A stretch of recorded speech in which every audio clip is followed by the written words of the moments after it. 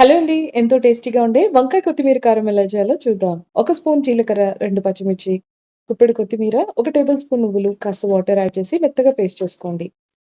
బాండీలో కొంచెం oil add చేసుకొని కట్ చేసి పెట్టుకున్న పావు కిలో వంకాయ ముక్కలు, కాస్త పసుపు, ఉప్పు వేసి లో ఫ్లేమ్‌లో కలుపుతూ 5 నిమిషాల పాటు వేయించుకోండి.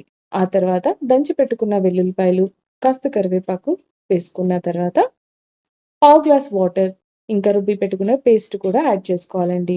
కలుపుకొని బాగా మూత పెట్టుకొని లో ఫ్లేమ్‌లో 5 నిమిషాల నుంచి 10 నిమిషాల వరకు అడుగు పట్టకుండా మగ్గపెట్టుకోండి. అవసరమైతే మరి కాస్త వాటర్ కూడా యాడ్ చేసుకోండి. బాగా మగ్గిన తర్వాత ఉప్పు చూసుకొని సరిపడినట్టయితే మరి కాస్త యాడ్ చేసుకోండి. అంతే అండి. ఎంతో ఈజీగా అయిపోయింది చూసారా? వేడి వేడి అన్నంలో కలుపుకొని తింటే చాలా బావుంటుంది. మీరు కూడా ట్రై చేసి తప్పకుండా చెప్పండి. థాంక్ యూ అండి.